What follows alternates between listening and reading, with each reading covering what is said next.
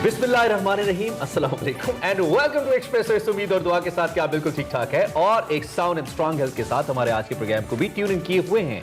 Espresso के साथ मैं हूं इमरान हसन और मैं हूं अरमला हसन। हमेशा की तरह जिससे हम कहते हैं, उम्मीद यही करते हैं कि आपकी सुबह अच्छी हो, और सुबह अच्छी होने के लिए सबसे पहले आपको सुबह हमें ट्यून सोचना करना जरूरी है। हाँ, ये तो जरूरी है। मतलब खुद तारीफी की इंतहा है ना, हम ज्यादा ही खुद तारीफी में चल रहे हैं। अच्छा, वैसे एक और बात जो आज हमने सुबह सुबह नोटिस की, हमने नोटिस की, आपने भी की होगी, ये टाइम कितना जल्दी गुजरता है ना।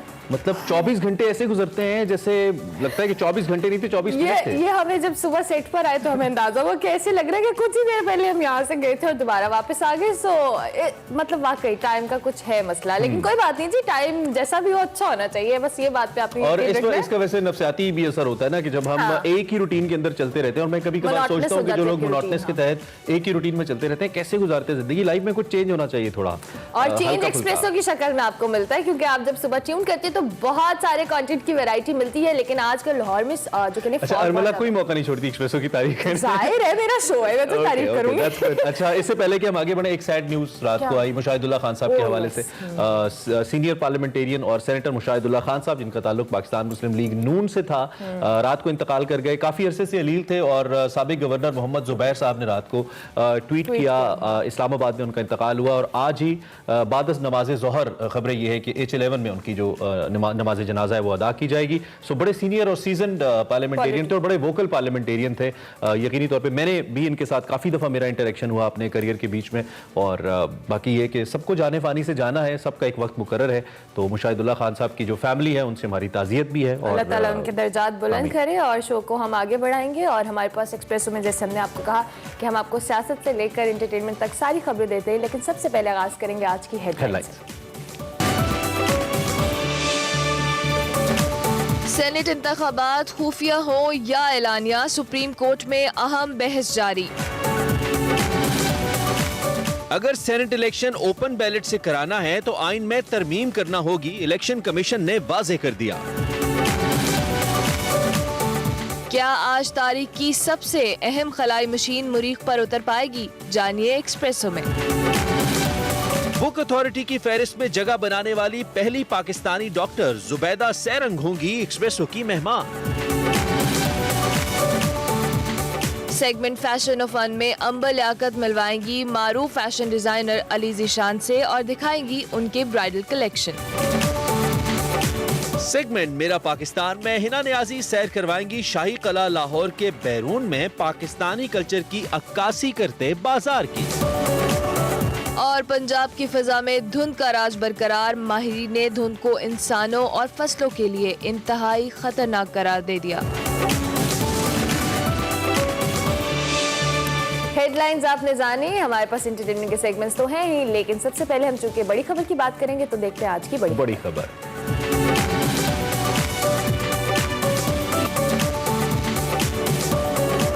बड़ी खबर में हमने सेनेट की बात करनी है, लेकिन उससे पहले हमारे पास एक ब्रेकिंग न्यूज है और वो है पीडीएम के मुश्तरका उम्मीदवार सैयद यूसुफ रजा गिलानी के हवाले से, जो कि साबिक वजीर आजम भी हैं। उनके कागजात नामजदगी को चैलेंज किया गया था और ताज़ा तरीन अपडेट यह कि उनके कागजात नामजदगी को मंजूर कर लिया गया है। इलेक्शन कमीशन ने गुज़िश्ता रोज की समाअत के बाद महफूज फैसला सुना दिया है। यूसुफ रजा गिलानी के कागजात नामजदगी तहरीक इंसाफ ने चैलेंज किए थे। यह बहुत बड़ा एक सवालिया निशान मौजूद था इस सारे अमल के ऊपर कि अगर पीडीएम के ये मुश्तरका रहनुमा, जो कि साबिक वजीर आजम भी हैं, इस बात के ऊपर नाअहल हो जाते हैं। तहरीक इंसाफ ने यह क्लेम किया था कि उन्होंने अपनी सजा का जिक्र नहीं किया और नाअहली का जिक्र नहीं किया अपने कागजात के अंदर, तो इनको नाअहल करार दिया जाए सेनेट इलेक्शन से। कल जब हमारी कंवर दिलशाद साहब से बात हुई थी, जो साबिक सेक्रेटरी इलेक्शन कमीशन है, उन्होंने कहा था कि शायद ऐसा ना हो और उनके कागजात नामजदगी मुस्तरद नहीं किए जाएंगे। और यही फैसला सामने आया है। सैयद यूसुफ रजा गिलानी, जो कि पीडीएम के मुत्तफिका उम्मीदवार हैं, उनके कागजात नामजदगी को मंजूर कर लिया गया। और गिलानी साहब ने इस हवाले से अपनी स्टेटमेंट दी थी कि हम मैदान में हफीज शेख साहब का मुकाबला करेंगे, ना कि उन्हें नाअहल करा के। जी, ब्रेकिंग न्यूज। और इसके बाद बड़ी खबर थी, क्योंकि कल हमने इसके हवाले से डिस्कशन भी किया था, लेकिन अब बाकायदा तौर पे सेनेट इंतखाबात की बात करेंगे तो वक्त के साथ साथ सेनेट इलेक्शन इंतहाई अहमियत इख्तियार करता जा रहा है। इलेक्शन कमीशन में उम्मीदवारों के कागजात नामजदगी की जांच पड़ताल भी जारी है। आज दूसरा दिन है। इस्लामाबाद की 2 नशिस्तों के लिए 10 उम्मीदवारों के कागजात नामजदगी मंजूर हो चुके हैं। और अभी हमने आपको लेटेस्ट अपडेट भी दिया कि साबिक वजीर आजम यूसुफ रजा गिलानी के कागजात नामजदगी भी मंजूर कर लिए गए। इधर बड़ी अदालत में बड़े केस की बात करेंगे तो ओपन बैलेट से मुतालिक सदारती रेफरेंस पर सुप्रीम कोर्ट में आज फिर समाअत हो रही है। बिल्कुल, और गुज़िश्ता रोज समाअत के दौरान खुफिया वोट और मुतनासिब नुमाइंदगी पर अहम बहस हुई। सुप्रीम कोर्ट ने इलेक्शन की शफाफियत पर कई सवाल उठाए। इलेक्शन कमीशन ने दो टोक अल्फाज में वजाहत की कि सेनेट इलेक्शन आइन के आर्टिकल 226 के तहत खुफिया राय शुमारी से ही हो सकते हैं। अगर इलेक्शन ओपन बैलेट से कराने हैं तो आइन में तरामीम करना लाजमी होगा। ताहम सुप्रीम कोर्ट ने यह भी वाज़ेह किया कि अगर किसी जमात को मुतनासिब नुमाइंदगी की नशिस्तें उसकी नुमाइंदगी से कम नशिस्तें मिलें तो जिम्मेदार इलेक्शन कमीशन होगा। यह सबसे अहम नुकता है मला कि अगर मुतनासिब नुमाइंदगी की बेस पे सेनेट को कायम किया गया है कि तमाम सूबों का इसमें बराबर हिस्सा मौजूद है, तो फिर समहाउ सुप्रीम कोर्ट का यह कहना था कि ये इस सारे अमल की जरूरत क्या है, आपको तो क्लियर होना चाहिए पहले और सबको मुतनासिब नुमाइंदगी मिलनी चाहिए और इलेक्शन कमीशन का फैसला कलअदम भी हो सकता है, यह भी सुप्रीम कोर्ट ने कहा। और गुज़िश्ता रोज जो अटॉर्नी जनरल पाकिस्तान है, एडवोकेट जनरल खैबर पख्तूनख्वा हैं, उन्होंने ओपन बैलेट पर अपने दलाइल दिए। आज दीगर सूबे और सियासी जमातों के नुमाइंदे सुप्रीम कोर्ट के सामने अपना मौक़िफ़ रखेंगे। इसी सारी सूरत हाल के ऊपर तहरीक इंसाफ के रहनुमा आमिर डोगर साहब ने हमें ज्वाइन किया, आज़म के असिस्टेंट भी हैं। उनसे जरा पूछते हैं कि वो इस सारी सूरत हाल पे अब क्या राय रखते हैं और तहरीक इंसाफ के इस मौक़िफ़ की तायीद किस हद तक होती देखते हैं सुप्रीम कोर्ट के अंदर। आमिर साहब, थैंक यू वेरी मच और सुबह खैर, आपने हमें ज्वाइन किया। सूरत हाल इस वक्त मुबहिम है। यकीनी तौर पे सुप्रीम कोर्ट ने अगर ये फैसला न भी दिया कि ओपन बैलेट से इंतखाब होना चाहिए, तो सुप्रीम कोर्ट का ये कहना है कि वील मेक श्योर कि ये शफाफ इलेक्शन हो और इसकी सारी जिम्मेदारी इलेक्शन कमीशन के ऊपर है। मामला सुप्रीम कोर्ट वापस इलेक्शन कमीशन को रेफर कर रहा है और इलेक्शन कमीशन वापस कानून साजी को रेफर कर रहा है। आप क्या देख रहे हैं being important part of Tehreek Insaf और गवर्नमेंट का हिस्सा होते हुए? जी, बिस्मिल्लाहिर्रहमानिर्रहीम। सबसे पहले तो सुबह बखैर जी। यकीनन कल जो सुप्रीम कोर्ट के अंदर बहस हुई उसमें बहुत सारी चीजें तो ओपन हो गई और आज इंतजार है कि अगर सुप्रीम कोर्ट का फैसला आ जाता है तो फिर एक नई बहस का आगाज होगा।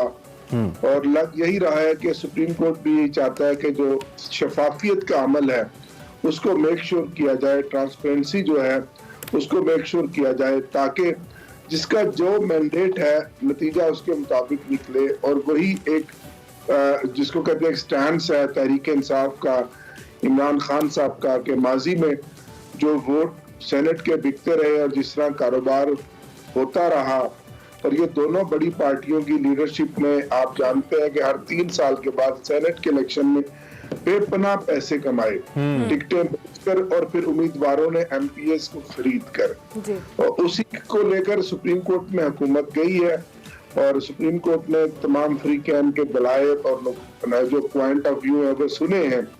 तो उम्मीद तो यही की जाती है कि आज अगर फैसला आ जाता है तो उसके बाद बहुत सारी चीजें ओपन हो जाएंगी। ये एक अमल है ऐसा जो इमरान खान की हुकूमत करवाने चाह रही है कि ताकि हमेशा के लिए हॉर्स ट्रेडिंग खत्म हो जाए। अब जो मुतनासिब नुमाइंदगी है जिसमें सुप्रीम कोर्ट ने बात की कि उसके मुताबिक जिसकी जितनी नशिस्तें हैं, देखिए हर पार्टी को पता है कि सूबाई असेंबली में हमारी कितनी तादाद है और उन नंबर्स के मुताबिक हमारी कितनी सीटें आएंगी। अगर कुछ 1-2 सीटों का ऊपर नीचे हो जाता तो इसका मतलब है कि फ्लोर क्रॉसिंग हुई है और उसके अंदर दूसरे मामलात हुए। ठीक है, एक और फैसला भी आया आमिर डॉगी साहब, साबिक वजीर आजम यूसुफ रजा गिलानी के कागजात नामजदगी मंजूर है। तहरीक इंसाफ ने चैलेंज किया था और उनके हवाले से भी क्या आपको लगता है कि अब ये जो कागजात नामजदगी मंजूर हुए हैं तहरीक इंसाफ को टफ टाइम मिलेगा?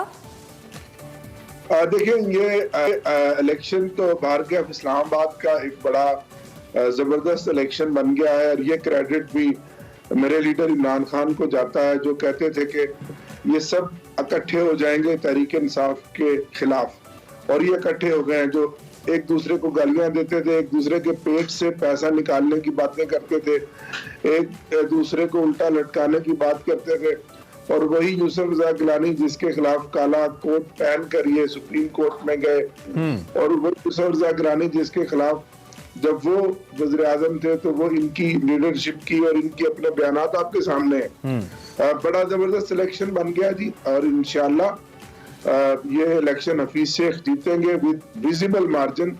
तो हम मैदान में मुकाबला करेंगे यूसुफ रजा। लेकिन गिलानी साहब ने तो कल स्टेटमेंट दी ना आमिर साहब कि आप मैदान में मुकाबला करें, मैदान में मुकाबला करने के बजाय उन्होंने कहा हम नाअहली या किसी भी चीज को चैलेंज करने के लिए नहीं जाएंगे, मैदान में मुकाबला करेंगे। बहरहाल इस पे आपकी राय तो आ गई। आप चूंकि जी मेरा सवाल ये है, जी प्लीज बोलिए।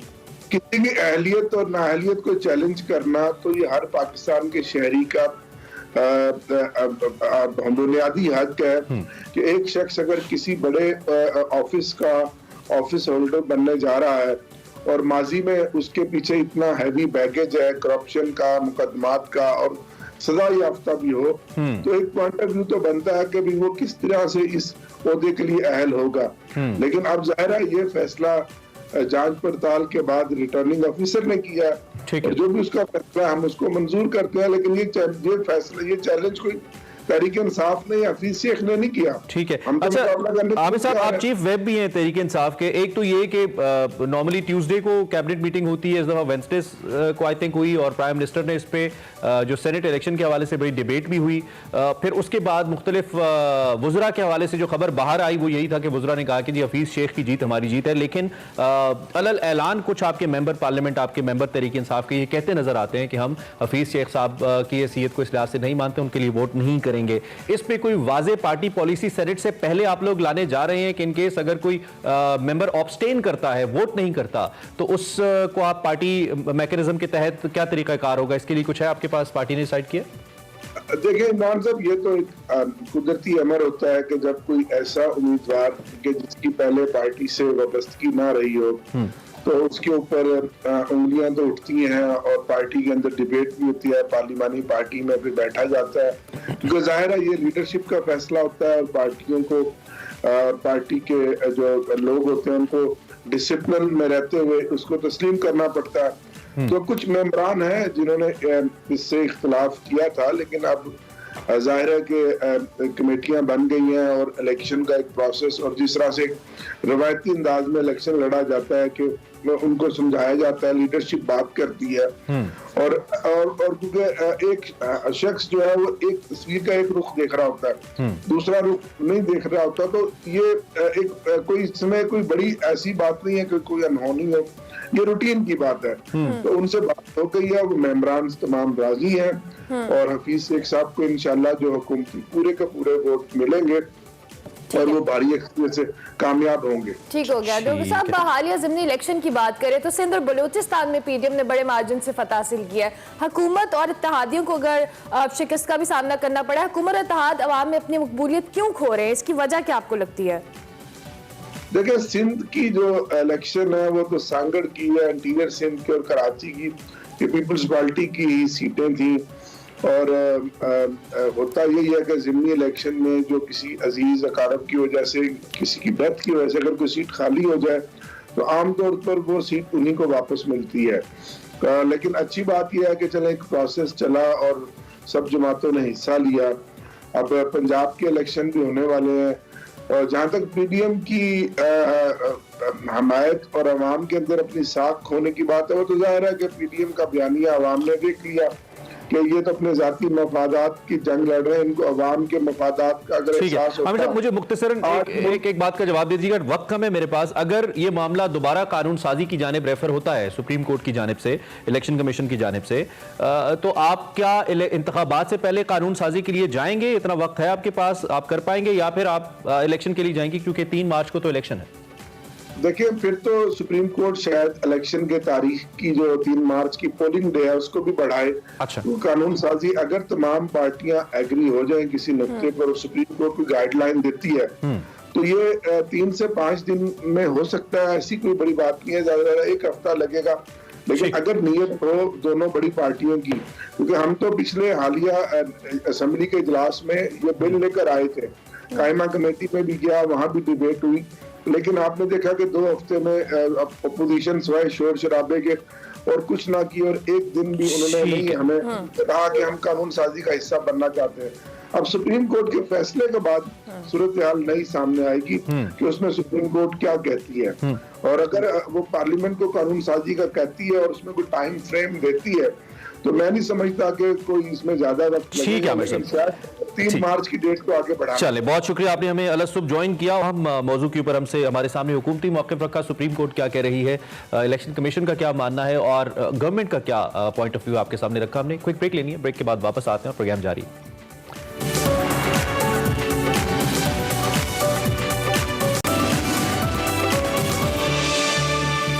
Welcome back to Expresso program में बात करेंगे मौसम के हवाले से। तो पंजाब की फिजाओं में धुंध का राज बरकरार है। महकमा मौसमियात के मुताबिक अमूमन फरवरी के आखिर मार्च में बारिशें होती है, मगर इस बार जो हमने फॉग देखी उसका मेजर जो रीजन है वो बारिशों का ना होना है, और इम्कान ये है कि धुंध का ये सिलसिला मार्च में भी जारी रहेगा। आलूदगी के बायस गुज़िश्ता रोज बात की जाए तो लाहौर दुनिया का सबसे आलूदा तरीन शहर रहा। जहाँ बात की जाए एयर क्वालिटी इंडेक्स की तो 321 रही। एयर क्वालिटी इंडेक्स का कहना है कि 201 से 300 दर्जे तक जो होता है आलूदगी इंतहाई मुजरे सेहत होती है, जबकि 301 से ज्यादा खतरनाक आलूदगी को जाहिर करता है। और माशाल्लाह हम तो 321 पे हैं। इस धुंध की वजह से जो सांस की बीमारियां हैं उनमें खतरनाक हद तक इजाफा हो रहा है।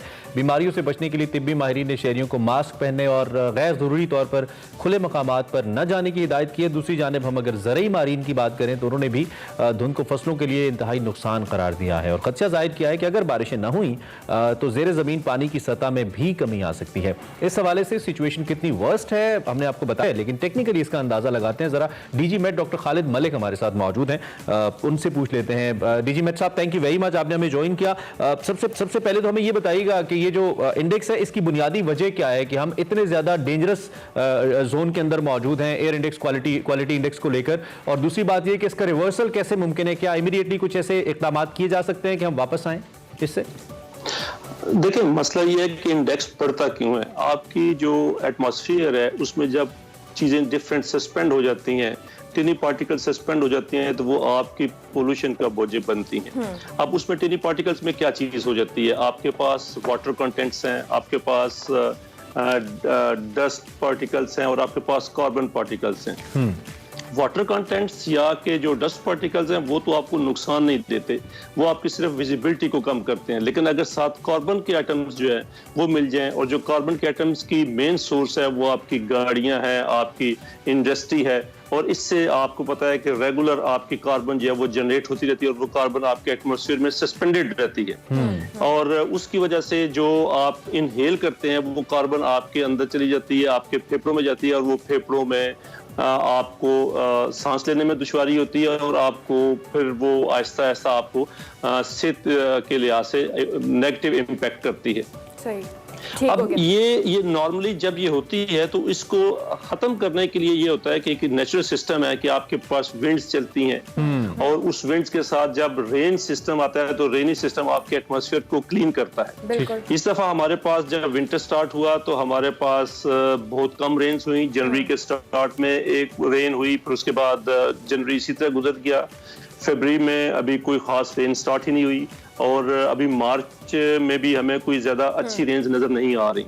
तो इन सब को अगर हम इकट्ठा करें तो हमें ये लग रहा है कि ये जो पोजीशन है, जो वर्स्ट पोजीशन है, ये मजीद वर्स होगी और इसी तरह चलती रहेगी, और ये आपके इंडेक्स को मजीद डिस्टर्ब करेगी। और ये धुंध का जो सिलसिला आप कह रहे हैं, ये अगर मार्च के होता है और एयर क्वालिटी इंडेक्स मजीद वर्स्ट होता है। पहले भी हम देखते रहे हैं कि लाहौर और कराची की बात करें, आलूदा तरीन शहर रहते हैं, कभी लाहौर नंबर 1 पे होता है, कभी कराची। तो क्या ये इससे जो फसलें हैं ओवरऑल उनको भी नुकसान होगा, और बीमारियों का कितना खदशा हो सकता है? देखिए, ये डेफिनेट बिल्कुल आप सही कह रहे हैं कि इससे सिर्फ एक सेहत के लिए मुज़र नहीं है, ये एग्रीकल्चर के लिए भी मुज़र है, और हर एक चीज़ के लिए उसके मुज़र है, क्योंकि बेसिकली कार्बन के आइटम्स जो हैं वो हर एक चीज़ को लॉस नुकसान देते हैं, और उसके लिए हमेशा उनकी जो प्रोडक्टिविटी है उस पर नेगेटिव इम्पैक्ट डालते हैं।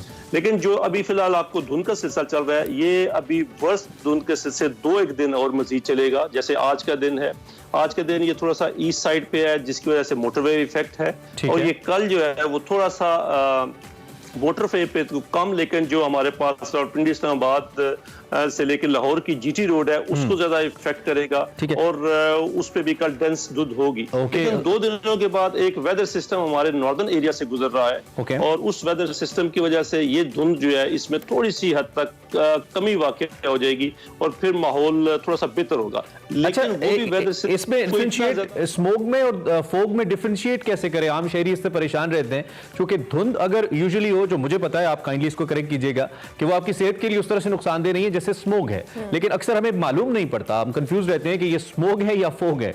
तो इसमें कोई इसको डिफरेंशिएट कैसे करें शहरी, ताकि एहतियाती तदाबीर अपनाई जा सके?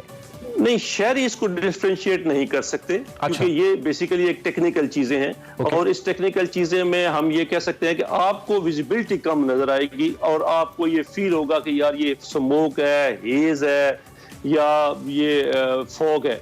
आप उसको डिफरेंशिएट नहीं कर सकते। लेकिन जब इस टाइम में आपके पास कार्बन जनरेट ज्यादा हो रही हो और आपकी बारिश नहीं हो रही हो, तो वो ज्यादातर जो पॉसिबिलिटी होती है कि वो स्मोक में कंसिडर की जाती है। ठीक हो गया। तो इसका मतलब कि ये वेदर है, ये स्मॉग का है। बहुत शुक्रिया डॉक्टर खालिद मलिक साहब कि आप मौसम के हवाले से बता रहे थे। और शहरियों को एहतियात की जरूरत है, क्योंकि जब तक बारिशों का सिलसिला नहीं आता तब तक आपको इस धुंध के साथ, इस स्मॉग के साथ रहना और एहतियात करना। हमारी हम ऑटो पॉलिसी भी हमारी पता नहीं क्या है, डेली बेसिस पे हजारों नई गाड़ियां रजिस्टर हो रही हैं, सड़कें कम हैं, वसाइल कम है, गाड़ियां ज्यादा और फिजा का हाल तो आपको पता ही। इस पे बात करते रहेंगे। हमें ब्रेक लेनी है और ब्रेक के बाद वापस आते हैं। कुछ और इंटरेस्टिंग है हमारे पास आपके लिए ब्रेक के बाद।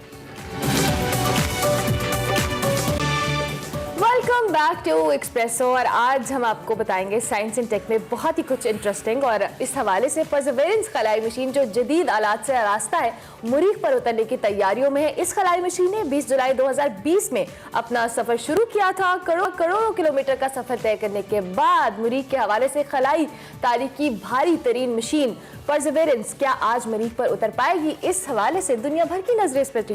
बहुत सारे लोग हैं इस वक्त जो YouTube के ऊपर, नासा के ऑफिशियल YouTube पे इस मनाजिर को देख रहे हैं और मुंतजिर हैं कि अच्छी खबर आए। हमारी भी दुआ है कि अच्छी खबर आए। अच्छी खबर इन सेंस बहुत बड़ी इन्वेस्टमेंट, बहुत बड़ा वक्त इस सारे अमल के अंदर लगा है। तो और लगता यह है कि अगर ये हो जाता है तो इससे एक नई तारीख रकम होगी। खैर, ये सारी बातें बताने के लिए इस पे वकार अहमद मलिक साहब हमारे साथ मौजूद हैं। 2 दिन पहले आपने साइंस एंड टेक में देखा था, इन्होंने बताया था मशीन अपने हदफ की तरफ बढ़ रही है। आज की क्या अपडेट्स है और इससे क्या तब्दीली आएगी, वकार साहब से पूछते हैं। Thank you very much for being here. सुबह खैर।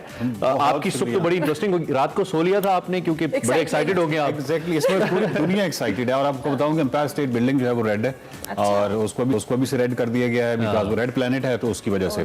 और पूरी दुनिया जो है, और स्पेशली वो जो थाउजेंड्स ऑफ साइंटिस्ट हैं, वो इस वक्त आप उनकी नर्व्स का आप मतलब हम तसव्वुर नहीं कर सकते, क्योंकि सबसे चैलेंजिंग जो लैंडिंग है वो ये है परसेवरेंस की।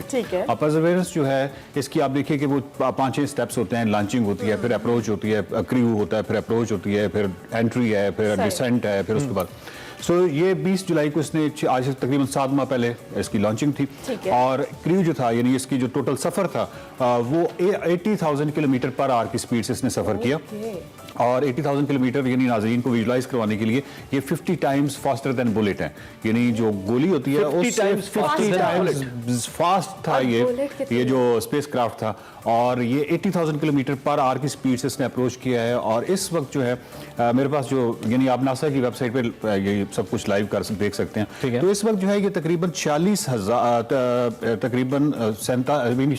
करोड़ किलोमीटर का सफर कर चुकी है। सिर्फ 40 करोड़ जी। और 16 घंटे रह गए हैं इसकी अप्रोच में। और तकरीबन इसका जो बकिया सफर है वो 12 लाख किलोमीटर। अच्छा, ये बताइए कि जो टाइम कैलकुलेट किया गया था जब साइंटिस्ट ने इसको लॉन्च किया था, ये उस टाइम के बिल्कुल ऐन मुताबिक ही गई है? ये एक सेकंड। सिर्फ ये प्रॉब्लम है कि जब इसने एंट्री करनी है तो इसने एंट्री के बाद तकरीबन उस वक्त इसकी स्पीड होगी तकरीबन 20,000 किलोमीटर पर आवर। जब उसमें एटमॉस्फेयर में दाखिल होगी तो उस वक्त उसकी जो शील्ड है उसको थाउजेंड्स ऑफ डिग्री सेंटीग्रेड का टेम्परेचर एक तो वो करना है। उसके बाद तकरीबन ये बहुत करीब आ चुकी होगी मार्स के, तो पैराशूट जो कि सुपरसोनिक पैराशूट है, दुनिया में सबसे किसी और प्लेनेट पे इतने बड़े पैराशूट सुपरसोनिक फर्स्ट टाइम जो है वो भेजे गए हैं। और उसके बाद जब ये तकरीबन यानी जब पैराशूट बीच में से जुदा होगा उस वक्त भी इसकी स्पीड जो है वो 200 माइल्स उसमें होगी। इसके अंदर वो कैमरास वगैरह लगे हुए हैं। इसकी सबसे इंटरेस्टिंग चीज जो है वो ये है कि हमें नहीं मालूम होगा कि ये इसने सेफली टच डाउन कंफर्म जो है वो हमें इसलिए क्योंकि 10 मिनट्स का जो रेडियो ट्रांसमिशन रेडियो वेव्स हैं वो 10 मिनट्स बाद हम तक पहुंचती हैं। सो दैट इसको 7 मिनट ऑफ टेरर कहा जा रहा है। यानी 7 मिनट्स ऑफ टेरर, क्योंकि अर्थ पे टेरर होगा कि पता नहीं क्या होगा। और इसमें जो सबसे इंटरेस्टिंग चीज है वो ये है कि हेलीकॉप्टर भी इसके साथ एक भेजा गया। ये फर्स्ट टाइम किसी और प्लेनेट पे हेलीकॉप्टर भेजा गया। और वो जो हेलीकॉप्टर है वो आप इमेजिन कीजिए कि वहाँ की जो एनवायरमेंट है वो इतनी थिन है, जितनी हमारी 30 किलोमीटर ऊपर एनवायरमेंट थिन है, इतनी थिन है। तो हेलीकॉप्टर को तो एक पुश करने के लिए एक पूरा एटमॉस्फेयर चाहिए होता है। उसका प्रॉब्लम यह है कि वहां पे इतना जबरदस्त किस्म का हेलीकॉप्टर जो है वो डिजाइन किया गया है सो दैट कि उस थिन एटमॉस्फेयर में वो 30 सेकंड की फ्लाइट कर सकता है।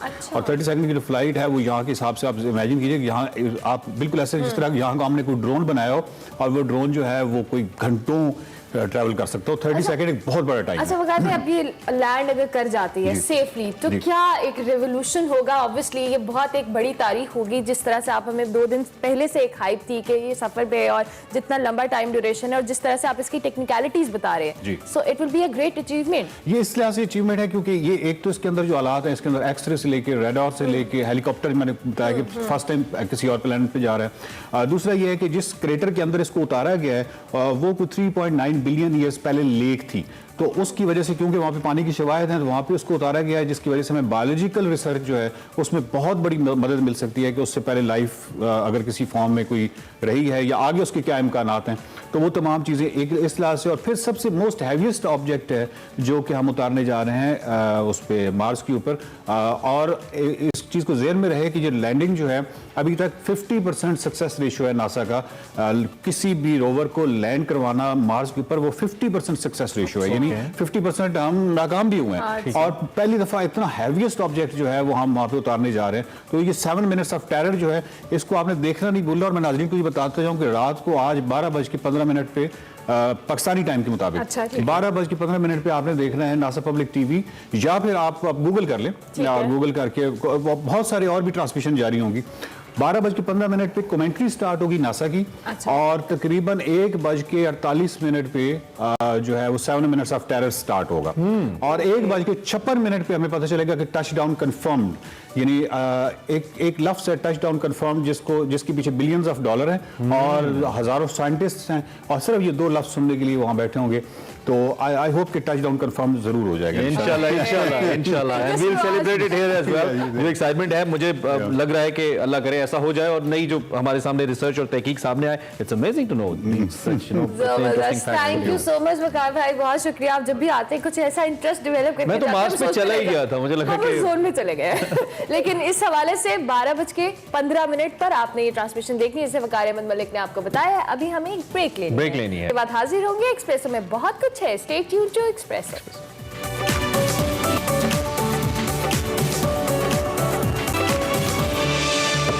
Welcome back to Expresso. और अब बारी है हम लाहौर शहर की बात करते हैं। इमरान, आपने कभी लाहौर को प्रॉपरली अंदरून लाहौर को एक्सप्लोर किया? मुझे ये लगता है कि लाहौर इतना वर्सटाइल शहर है और इतना कुछ है इसके अंदर देखने के लिए कि पूरा लाहौर को एक्सप्लोर करना और इतने कम टाइम एक्सप्लोर करना तो बिल्कुल पॉसिबल नहीं है। वैसे आपको एक प्रॉपर वीकेंड डेडिकेट करना चाहिए, अंदरून लाहौर जाना चाहिए। लेकिन कोई बात नहीं, एक्सप्रेसो नाजरीन के लिए हम एक स्पेशल सेगमेंट लाते हैं, मेरा पाकिस्तान, जिसमें लाहौर हो, कराची हो, कोई भी जगह हो, हम आपको प्रॉपरली उसको एक्सप्लोर कराते भी हैं अपने प्लेटफॉर्म से, ताकि अगर आप घर बैठे हैं तो आप कुछ मिस ना करें। मैंने भी आधे से ज्यादा लाहौर एक्सप्रेस कोई बात नहीं, अब हम आपको पूरा लाहौर भी दिखा देंगे। यहाँ पे बैठे हिना न्याजी ने मेरा पाकिस्तान कुछ स्पेशल और डिफरेंट तरीके से रिकॉर्ड किया है और वो लाहौर की कल्चर के हवाले से कुछ बहुत मुनफरिद बताने वाली। तो देखते हैं मेरा पाकिस्तान।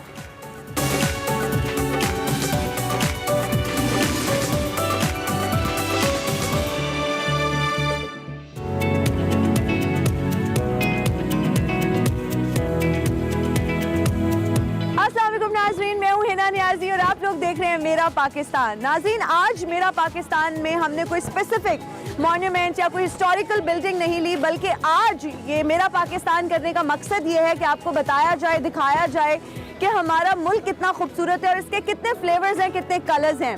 आज हम एक ऐसी जगह पर मौजूद हैं जो बहुत फेमस टूरिस्ट स्पॉट है और यहाँ दुनिया भर से लोग आते हैं और यहाँ पर खाने पीने के कुछ के लिए, खवातीन के लिए बहुत ज़बरदस्त चीज़ें हैं। बहुत सारे लोग यहाँ इस वक्त मौजूद हैं। कुछ ऐसे लोग जो कोरोना की वजह से यहाँ आना बंद हो गए थे, नहीं आते थे, इन जगहों को भी बंद कर दिया गया था। अब ये जगह जो है वो आम पब्लिक के लिए खोल दी गई है और यहाँ मुझे बहुत सारे लोग नज़र आ रहे हैं। लोगों का तांता बंधा हुआ है, इनसे बात भी करेंगे, आपको डिफरेंट स्टॉल्स भी दिखाएंगे और बताएंगे कि यहाँ पर शॉपिंग की क्या क्या चीज़ें हैं। तो आइए,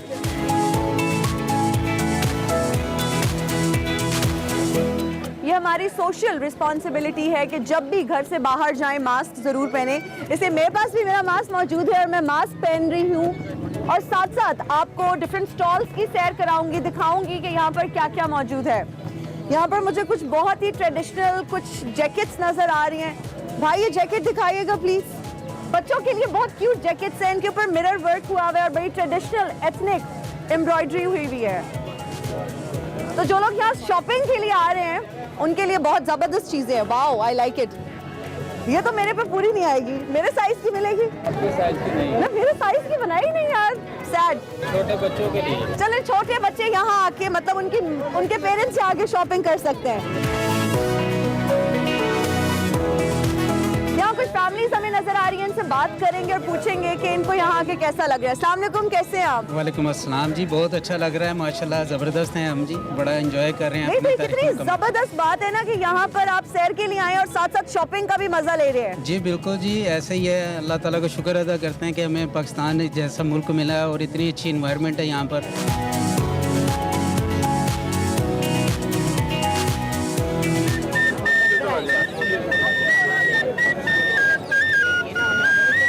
वाह वाह वाह वाह।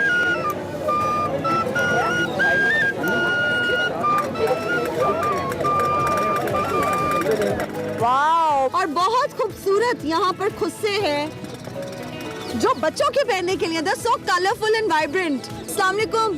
क्या हाल है? मैं ठीक हूँ। मुझे ये बताइएगा कि ये इतने खूबसूरत बैग्स बनाता कौन है? ये हैदराबाद सिंध के आते हैं, ये सिंधी बैग कहलाते हैं इसको ना, ये कढ़ाई के बैग है। मैंने आपको यही बताया कि यहाँ पर स्टॉल्स में हर जगह सिंधी बैग होते हैं, ये हैदराबाद सिंध से आते हैं। सिंध से आते हैं। मुझे ये बताएं कि एक बैग की कीमत क्या है? ये यहाँ 50 से लेकर 600 तक बैग हमारे पास अवेलेबल है। यहाँ पर मुझे एक फैमिली नजर आ रही है, इनसे पूछते हैं कि ये अपने बच्चों को डॉल्स लेके देंगे। बेटा आपने डॉल लेनी है? लेकिन ये कि अच्छा, उसको डॉल से ज्यादा अभी बाइक चाहिए। अच्छा, आप मुझे ये बताएं कि अपने बच्चों को यहाँ पे क्या दिलवाने आए हैं, शॉपिंग क्या कर रहे हैं, अभी तक क्या क्या शॉपिंग की? मैंने ना इसके लिए एक रेड कलर की वेस्ट कोट ली है और बेगम के लिए शूज और ये कुछ कर रहे हैं। बेगम को भी बच्चों को भी? बच्चों की हमशीरा भी साथ है, इनके लिए भी मैंने शूज और डॉल्स वगैरह तकरीबन सब कुछ। अपने लिए आपने अभी तक क्या लिया है? बस अपने लिए बस खर्चे ही कर रहे हैं अभी तक। इनका कहना है कि अभी तक अपने हम खर्चे ही कर रहे हैं और फैमिली को खुश कर रहे हैं। यहाँ पर मुझे कुछ टोपियाँ, गरम टोपियाँ नजर आ रही हैं। और वालेकुम अस्सलाम। मुझे ये बताएं कि ये टोपियाँ कहाँ से आई हैं? ये टोपियाँ इधर से ही बनती हैं, स्वाद की होती हैं। ये वाली टोपी, ये वाली टोपी, अच्छा चोरी कहते हैं। ये आपके मैचिंग हो गई है, नहीं जाना। ये होती है चित्राल की। ये टोपी आप मुझे गिफ्ट करेंगे? हाँ, ये सारी दुकान आपको गिफ्ट है। अरे क्या बात है, देखिए आप अच्छे काम कर रहे हैं माशाल्लाह, और अल्लाह आपको तंदुरुस्ती दे, अल्लाह बाद रखे। Moving on to next stall. यहाँ पर मुझे बहुत खूबसूरत पंखे नजर आ रहे हैं जो हमारे पंजाब का बहुत रिच कल्चर है और आपने अक्सर पंजाबी फिल्मों में देखा होगा पंखा। और पंखे के साथ साथ मुझे यहाँ बहुत खूबसूरत, थैंक यू, बहुत जबरदस्त खुशबू आ रही है। मुझे लगता है यहाँ कुछ बन रहा है और जितना मुझे खाने पीने का शौक है ना, तो मैं कुछ खाना चाहूंगी, बहुत भूख लग रही है। ओए होए होए, जबरदस्त। अस्सलाम वालेकुम, कैसे हैं आप? हाँ, बहुत अच्छी बात। क्या बना रहे हैं आप? शामी कबाब। शामी कबाब बना रहे हैं। कितने में एक मिलेगा? ये 15 रुपए का एक मिलेगा। अच्छा ठीक है। और ये आप घर से बना के लाते हैं? हाँ जी। ठीक है। और इसके नीचे आपने कोयले रखे हुए हैं ताकि ये गर्म रहे। और इसके साथ साथ thank you so much. Wow, ये कितना खूबसूरत है। ये कैसे बनाते हैं? खुद बनाते हैं? नहीं, मार्केट से लाते हैं। मार्केट से लाते हैं। मैं क्या इसको ट्राई कर सकती हूँ? Wait,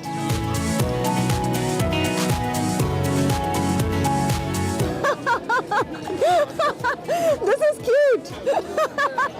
thank you so much, thank you, बहुत शुक्रिया।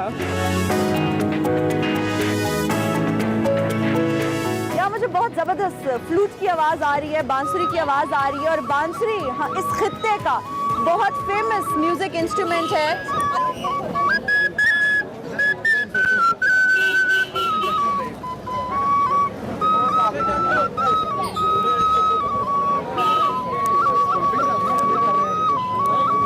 वाह वाह वाह वाह, जबरदस्त। अस्सलाम वालेकुम, कैसे हैं आप? बहुत अच्छे हैं। इतनी खूबसूरत आप बांसुरी बजाते हैं। मुझे ये बताएं, बांसुरी बजाना कहाँ से सीखा? वो सीखनी पड़ेगी उस्ताद को, किसी उस्ताद पकड़ो। आपने अपने उस्ताद से सीखी है? अपने उस्ताद। और या बनाते भी खुद हैं? खुद बनाते हैं। तो जब लोग आते हैं वो बांसुरी सुनते ज्यादा है, खरीदते ज्यादा है? दोनों होती हैं, सुनते भी हैं, खरीदते भी हैं। सुनने में भी पैसे लगते सकते हैं? नहीं सुनने के पैसे नहीं लेते। जबरदस्त जबरदस्त, सुनने के पैसे नहीं लेते। Thank you so much, thank you.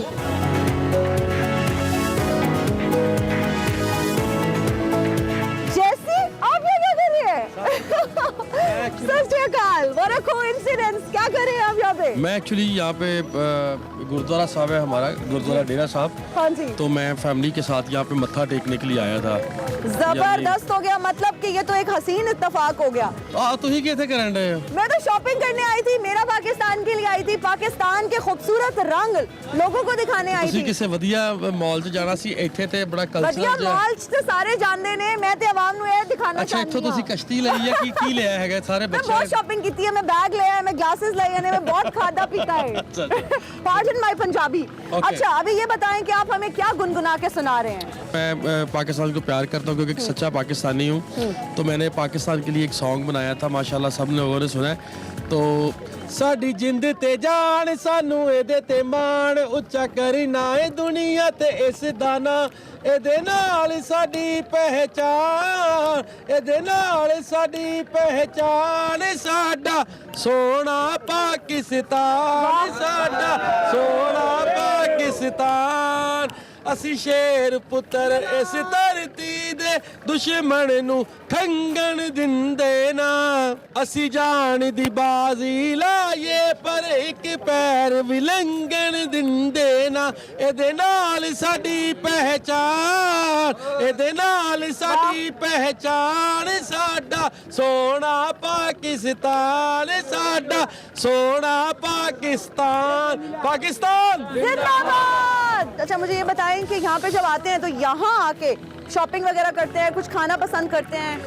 Definitely मेरा जिंदगी का काफी अरसा यहाँ पे, मेरा बचपन इसी गुरुद्वारा साहब में गुजरा है। जबरदस्त हो गया, तो एक और गाना भी सुना दे। तूड़ा पट देंगे हपट्टे चक देंगे, तूड़ा पट देंगे हपट्टे चक देंगे, चीर के रख देंगे हो किल्ली नप देंगे, पंजाबी पठान बलोची सिंधी साडियां मावां ने, सिर ते पाक कुरान दसाया सिंधी साडियां मावां ने, पाड़े पट देंगे हो पट्टे चक देंगे, चीर के रख देंगे हो किल्ली नप देंगे। जबरदस्त जबरदस्त जबरदस्त जबरदस्त भाई, क्लैपिंग कर दे प्लीज, दाद तो बनती है। थैंक यू सो मच जैसी, thank you for your time, बहुत अच्छा लगा आपसे यहाँ मिलकर। बहुत धन्यवाद कि एक बार फिर तुम सानू अपने चैनल पे लेके आए। पाकिस्तान जिंदाबाद, मेरा पाकिस्तान जिंदाबाद। Thank you so much. Welcome back to Express. और अब बारी है हमारे सेगमेंट फैशन और फन की, जिसमें अंबर याकत हमें फैशन डिजाइनर अली ज़िशान से मिलवा रही है और साथ साथ नए ब्राइडल ट्रेंड्स के हवाले से भी बता रही है। तो देखते हैं फैशन और फन।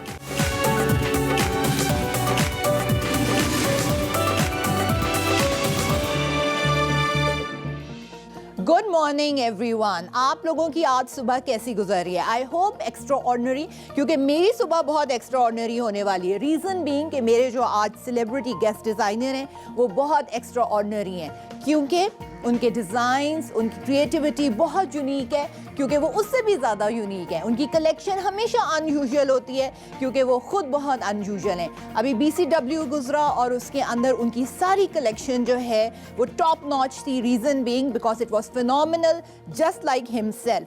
शायद ही कि वो ऐसी दुल्हन होती होगी जो उनके डिज़ाइन ना पहनना चाहती हो, और हर दुल्हन पे उनके डिज़ाइन जस्ट हैं। थोड़े डिफ़िकल्ट होते हैं लेकिन बहुत यूनिक डिज़ाइन होते हैं।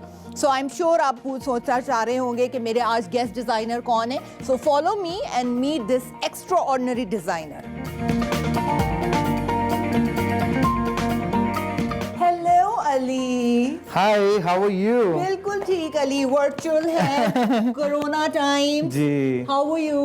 Good, very good. Thank you so much Ali for being on our show, and you know it is a treat for us and for our audience कि अली जो हैं वो हमारे शो के ऊपर आज आए हैं, उन्होंने हमें टाइम दिया है। As you can see, this is such an execute और इतना अनयूजुअल और यूनिक ये पूरा स्टूडियो अली का, बिल्कुल इनकी क्रिएटिविटी की तरह और इतनी अनयूजुअल इनकी कलेक्शन होती है, बिल्कुल अली की तरह. Thank you very much. That's very kind. Ali, I want to talk about so many things. I want to talk about the collection. I want to talk about BCW, जिसके अंदर एक इतनी powerful theme की collection थी, and everybody is still talking about it. So let's go and check out your collection. Please.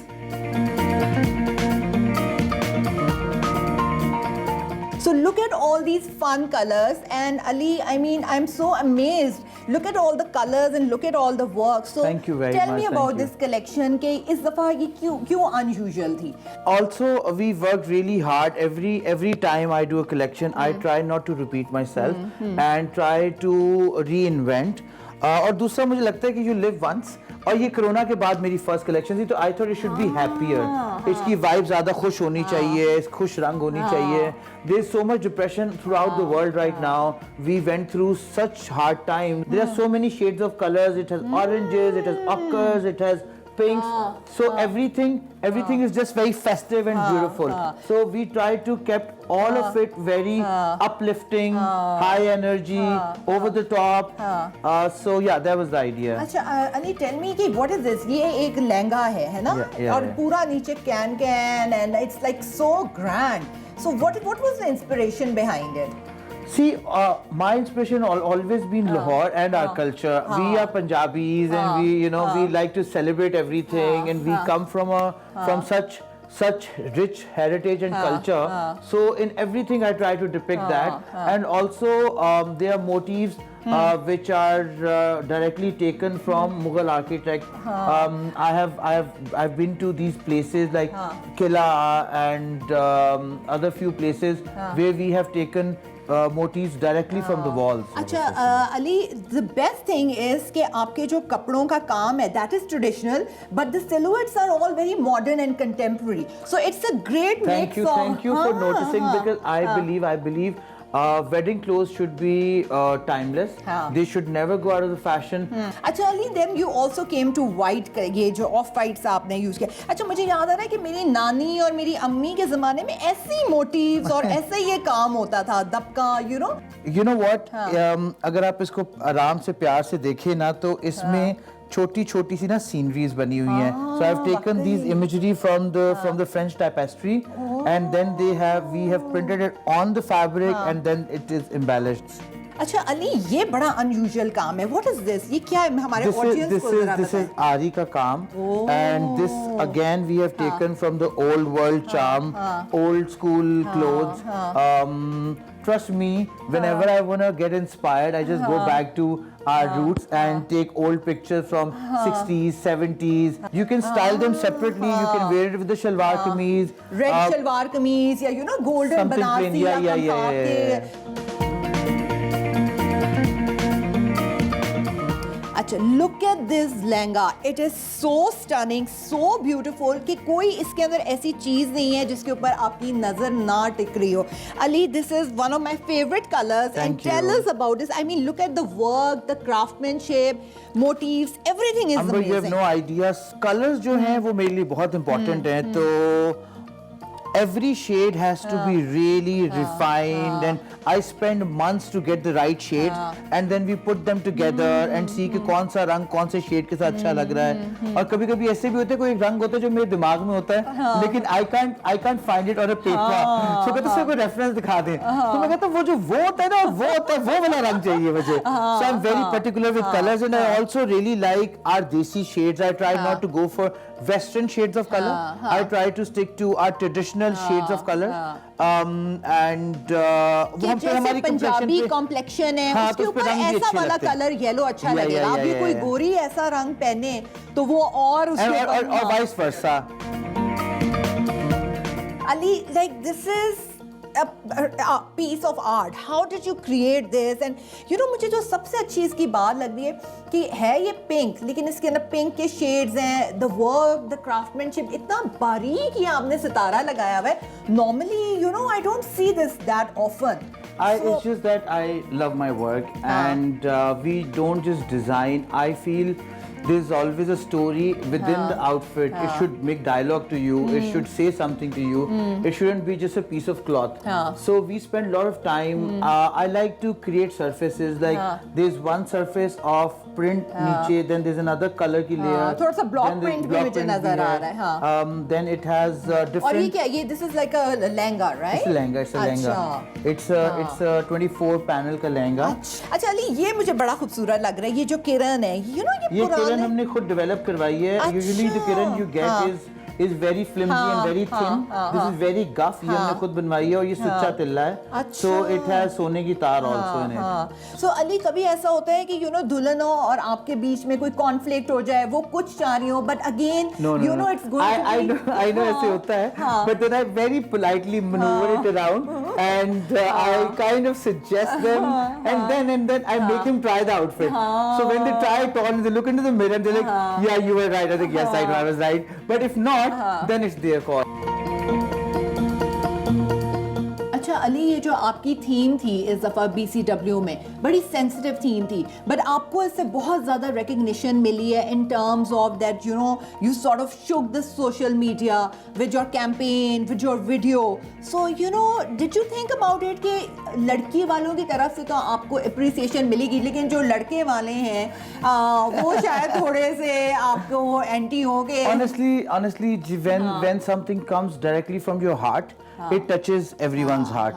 कि लोग ये भी कहते हैं कि जैसे कि I deal with luxury and that's my business and we give very good quality and charge for it. But as a social person, as a human, I have few responsibilities. So what I see around, I just like to talk about it, and now it's up to people how they want to take it. Okay, today in the morning, I got a message. A woman said that I was saving for my daughter's dowry, and I am not gonna save it anymore, and I'm gonna make her do masters, and I wanna send her for further studies. So you know that's my win. That's the beauty of it. बिल्कुल. अच्छा, coming back to this collection, Ali again, मुझे लगता है अली को ना कोई obsession है with birds and parrots. इतने खूबसूरत cute ये लग रहे हैं. When will a bride wear this? On a mehndi or when? On a mayo, on a mehndi, on a sangeet. And these days, you know, because of the COVID situation, so the events have become smaller. So girls want to be more festive, more easy. So with this outfit, it's very lightweight. It's very easy to carry. It's so fun. It's so much fun. It's so much fun. और Ali, I just love the dupatta. It's so much fun. Thank you. Look at this. Really nice. अच्छा, और it has a miniature painting all over. Through and through it has a miniature painting. Ali का तो हर जो जोड़ा है ना, वो मुझे लग रहा है कि जैसे कोई लूफ की पेंटिंग है और उसके ऊपर काम जो है वो हो गया है. तो कहाँ पे पेंटिंग है? Oh yeah. It's a printed painting. It's a miniature painting, and it's through and through. ये देखें ना, ये जरा देखें. This is stunning. Amazing. और ये बाद में आप सिर्फ ये दुपट्टा भी जोड़े के साथ आप पहन सकते हैं. Ali, it was such a treat, you know, coming here, seeing your studio, and you know, all my best from our team, from Express News, from Expresso, or all the best. And you know, you have really touched our hearts also. Thank you, with आपका जो इस दफा आपने theme आपकी थी, और I'm sure कि बहुत सारे लोग जो है ना, करें या कुछ ना करें, लेकिन सोच वो जरूर रहे होंगे. That was the idea. अगर कुछ लोग इस बारे में सोचना भी शुरू कर दें, तो I will feel कि मैं जीत गया हूँ, और this should make a difference. And thank you so very much. Thank you, Express.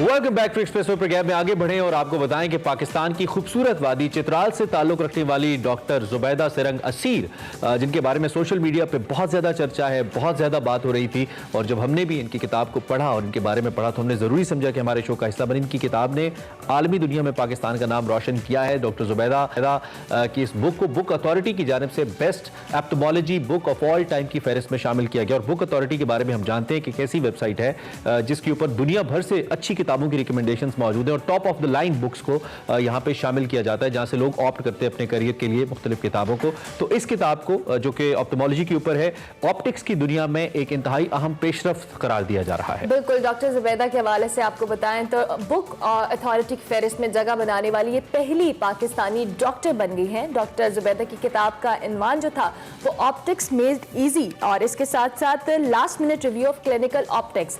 इसका ये जो बुक है, इसको बैनुल अक़वामी जो ऑनलाइन शॉपिंग सर्विस है अमेज़ॉन, उसकी 3 बेहतरीन फरोख्त होने वाली किताबों में से एक किताब है ये। और डॉक्टर जुबैदा ने आगा खान यूनिवर्सिटी कराची से MBBS की तालीम हासिल की और आयरलैंड से सर्जिकल ऑप्थेमोलॉजी में अपनी स्पेशलाइजेशन मुकम्मल करने के बाद आगा खान यूनिवर्सिटी के ताउन से गिलगित बल्तिस्तान के पसमानदा इलाकों में आंखों के जो इलाज है मोलॉजी के लिए आई क्लिनिक बनाने के लिए सरगर्म है और आवाम के लिए अपनी खदमात को वक्फ करें। बिल्कुल, और ये जो नुक्ता है ये सबसे आम नुक्ता है कि आयरलैंड से पढ़ने के बाद, बेस्ट बुक ऑफ ऑप्थेमोलॉजी लिखने के बाद, बुक अथॉरिटी का हिस्सा बनने के बाद भी डॉक्टर जुबैदा सरंग असीर पाकिस्तान के इलाके गिलगित बल्तिस्तान में खिदमत सर अंजाम दे रही है, जो कि अपना आबाई इलाका भी बनता है। ये पाकिस्तान का बहुत बड़ा एजाज है। इस वक्त हमारे साथ मौजूद है doctor Zubaida. Doctor Zubaida, it's a great honour to have you. जिस तरीके से आपने अपनी सर्विसेज दी हैं और दे रही हैं, यकीनी तौर पे इसका कोई जवाब नहीं है। सबसे पहले तो आपको खुशामदीद कहते हैं और दूसरा हम आपसे पूछेंगे कि किस तरीके से आपने इतनी टेक्निकली अपने आप को, चूंकि पाकिस्तान समेत दुनिया भर में बहुत सारे लोग हैं जो ऑप्थेमोलॉजी के ऊपर काम कर रहे हैं और बड़े काबिल लोग हैं, तो how your book created a difference on book authority?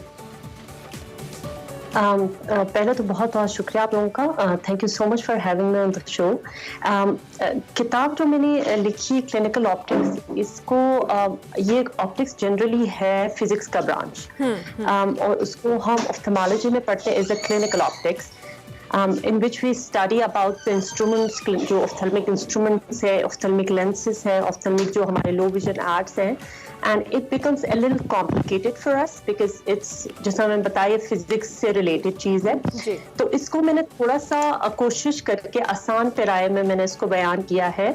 When I wrote this book, I was still a student, तो मैं ये नहीं कह सकती कि मैंने बहुत कोई आला काम किया होगा, but somehow अल्लाह मियां का शुक्र है और आप लोगों की दुआएं कि ये लोगों को पसंद आई, लोगों को अच्छी लगी और लोगों ने इसको पसंद किया, इससे पढ़ते हैं और इसको पज़िराई मिली है बैनुल अक़वामी। डॉक्टर जुबैदा, आपने आयरलैंड से पढ़ा, उसके बाद स्पेशलाइजेशन की और उसके बाद अब आप अपने इलाके में जो आंखों के मसाइल हैं, स्पेशली अगर हम बात करें गिलगित बल्तिस्तान की जहाँ से आपका ताल्लुक भी है, आप वहाँ पर एक क्लिनिक के लिए सरगर्म है। सो इस जर्नी के हवाले से बताइएगा, क्या आइडिया था? क्योंकि ऑब्वियसली जब आप पढ़ते हैं तो आपकी कोशिश होती है कि आप कहीं बाहर के मुल्क चले जाएं, अपने मुल्क में उस तरह से आप सर्व नहीं कर पाते, but still you prefer that. इस हवाले से भी बताइएगा। Actually, when I was school, I did my graduation from Aga Khan University and then I went to Ireland for the higher education. और मेरा उस वक्त भी बाहर जाने का मकसद वहाँ पे रहना नहीं था, मेरा उस वक्त भी मकसद वापस आना ही था। और वापस आके since I belong to Chitral, और गिलगित बल्तिस्तान और चित्राल में हमारे पास आँखों की मसाइल तो हैं ही हैं, उसके अलावा आँखों के लिए इतनी कोई आला पैमाने की फैसिलिटी नहीं है। So the reason why I came back, first of all, I wanted to establish ophthalmology services in Gilgit-Baltistan and Chitral with the Aga Khan Health Services Pakistan. ये मैं यहाँ पे mention करना चाहूँगी, ये मैं Aga Khan Health Services Pakistan के साथ कर रही हूँ, with the guidance of Aga Khan University as well. तो मेरा आके यहाँ पे काम करने का मकसद ये है कि कुछ चेंज हम ला सके अपने मुल्क में, अपने लोगों के लिए, एंड स्पेशली जहाँ सहूलियात नहीं है हमारे पास, क्योंकि यहाँ पे हर छोटी आई की बीमारी के लिए उनको बड़े शहरों के लिए ट्रैवल करना पड़ता है। बिल्कुल, मेरा सवाल भी यही था कि हम इस वक्त आंखों की बीमारियों को लेकर आपकी जो केस है इसमें पाकिस्तान कहाँ स्टैंड करता है, और हम थियोरेटिकली तो बहुत सारे मामलात में पाकिस्तान बेहतर है ही, लेकिन when it comes to the technical support, जिस तरह आपने आगा खान का जिक्र किया, कुछ ही इदारे हैं पाकिस्तान में जो ये कर रहे हैं, हम कहाँ स्टैंड करते हैं और आपको किन चैलेंजेस का सामना है इस वक्त गिलगित बल्तिस्तान में जब आप ये करने जा रही हैं? तो पहले तो मैं ये बताऊंगी कि हम अल्हम्दुलिल्लाह बहुत अच्छा काम कर रहे हैं, क्योंकि मैंने दोनों जगहों से बाहर से भी मैंने पढ़ा है, और फिर खान यूनिवर्सिटी को अगर मैं वहाँ से कंपेयर करूँ तो हमारे पास वो सारी फैसिलिटीज मौजूद हैं जो कि बाहर हैं, ठीक है, जो कि डेवलप्ड कंट्रीज में है। तो अल्हम्दुलिल्लाह वी आर नॉट लाइक, हम कोई पीछे नहीं रह गए उनसे। जितनी भी दुनिया में वर्ल्ड वाइड जो भी चीज़ें हो रही है लेजर्स के हवाले से, सर्जरीज के हवाले से, डायग्नोस्टिक मशीन्स के हवाले से, वो सब हमारे पास मौजूद है।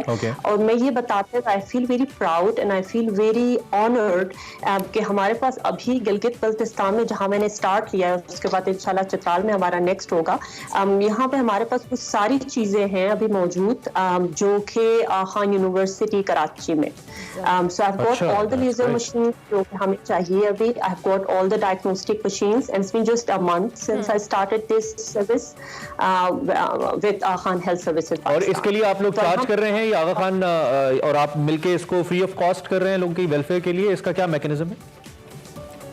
हम लोग जिन लोगों को जो कि अफोर्ड नहीं कर सकते उनके लिए हमारा अपना वेलफेयर सिस्टम है, और हम लो कॉस्ट क्लिनिक करते हैं उनके लिए वंस अ वीक। उसके अलावा हमारा पेरिफेरी में जाके फ्री कैंप्स करते हैं हम लोग for the people who can afford it. ठीक हो गया। तो डॉक्टर जुबैदा, चूंकि हम आपकी बुक के हवाले से भी बात करें, अपनी इस बुक की रिसर्च के हवाले से बताइएगा कि बेसिकली आपके रिसर्च वर्क में कौन कौन से ऐसे मसाइल हैं आंखों के जिनको आपने एड्रेस किया है और जिन पे तवज्जो देने की भी बहुत ज़रूरत है। अगर हम स्पेसिफिकली बच्चों की बात करें, बड़ों की बात करें, सो क्या कहेंगे?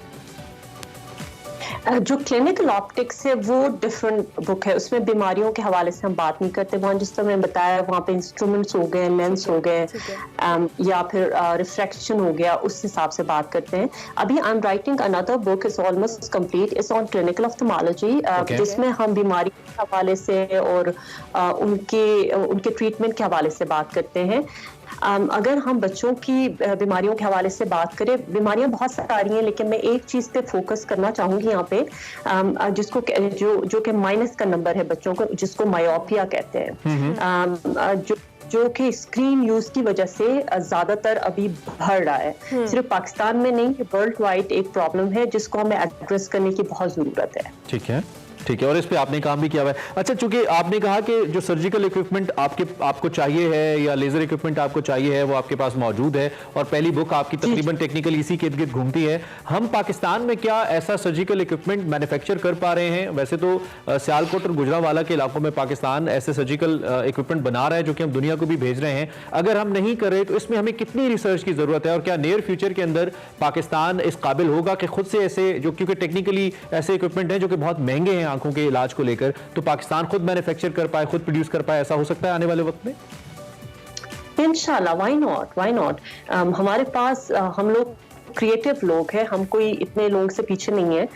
हमारे यहाँ ऑलरेडी इंस्ट्रूमेंट्स बन रही हैं, हमारी बहुत सारी चीज़ों जो आपने खुद जिक्र किया वहाँ से हम खुद खरीदते हैं, बाहर से नहीं खरीदते। जो बड़े लेवल के इंस्ट्रूमेंट्स हैं वो भी, जो स्टेट लैंप हो गया, जो लेजर मशीन है, इंशाल्लाह why not, in the near future I am very optimistic about it. इंशाल्लाह बनेंगे हमारे पास, जरूर बनेंगे।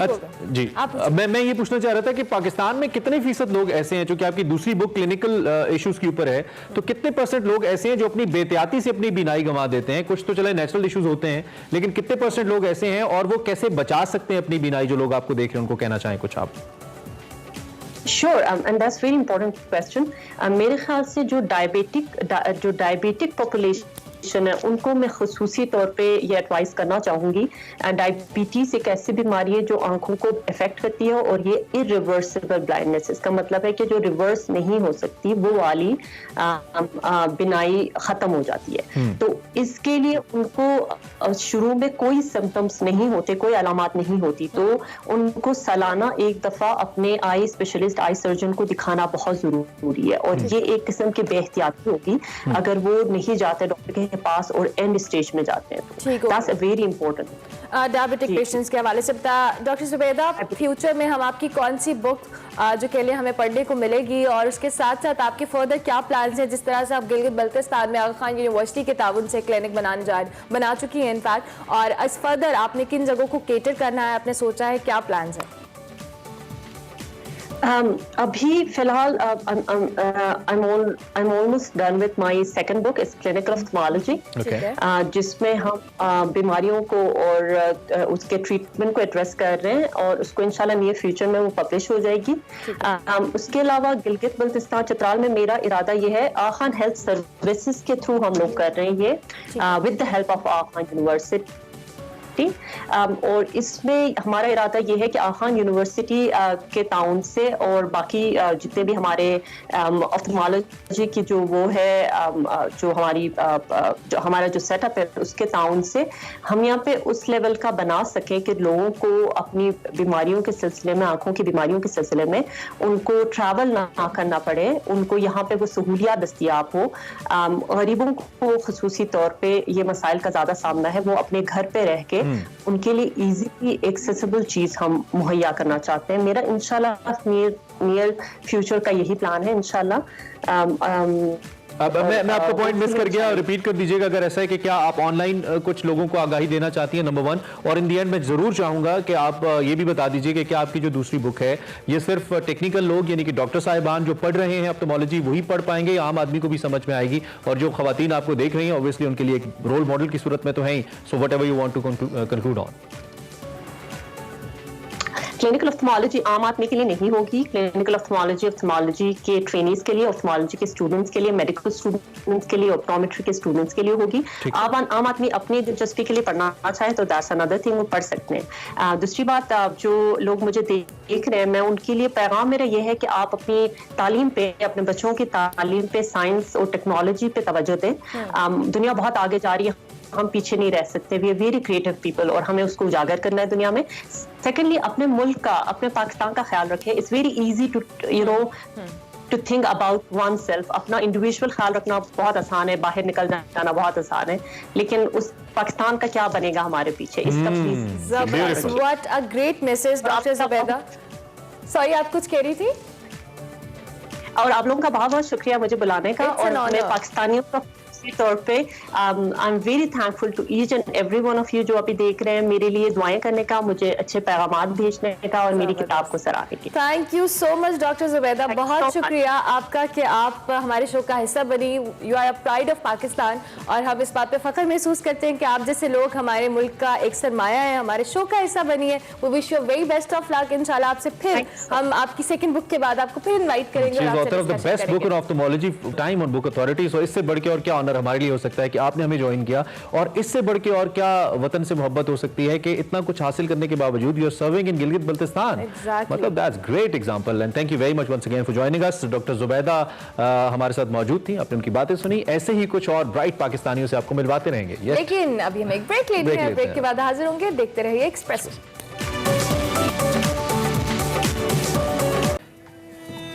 फ्यूजन्स तो आपने बहुत सुने होंगे, बट इस different kind of a brand new fusion session for all of you. आपको इसके बारे में बताने से पहले हम अगर कुछ टाइप ऑफ म्यूजिक की बात करें, जो वक्त इवॉल्व हो रहा है, टाइप ऑफ म्यूजिक भी इवॉल्व कर रही है, और म्यूजिक के टाइप्स के अंदर दीगर टाइप्स आ रही हैं, यानी कि जॉनरास के अंदर नए जॉनरास निकल रहे हैं, और अब music has become is more of a technical thing rather than a talent and art. और इसको लेकर न सिर्फ दुनिया भर में बहुत सारे लोग इस पर बहुत काम करें, पाकिस्तानी जो यंगस्टर्स हैं वो भी कैसे पीछे रह सकते हैं। हम आज इस म्यूजिक की सिंफ की बात करने जा रहे हैं, that is electronic music. Exactly, और आज हम आपकी मुलाकात ही कुछ ऐसे लोगों से करवाने वाले हैं जो पाकिस्तान में अंडरग्राउंड इलेक्ट्रॉनिक म्यूजिक के हवाले से बहुत काम कर रहे हैं। मलेशिया, थाईलैंड, कंबोडिया में परफॉर्म कर चुके हैं, और इसके साथ साथ हाल ही में उन्होंने वेस्टर्न डांस म्यूजिक और ईस्टर्न क्लासिकल जो कहले म्यूजिक उसके फ्यूजन पर भी काम किया है, जिसको हमने भी सुनवाया भी। और इसके साथ साथ इनकी अचीवमेंट्स में एक अचीवमेंट ये भी है कि न्यूयॉर्क टाइम्स के लिए माहौलियाती मंसूबे के लिए काम भी कर चुके हैं।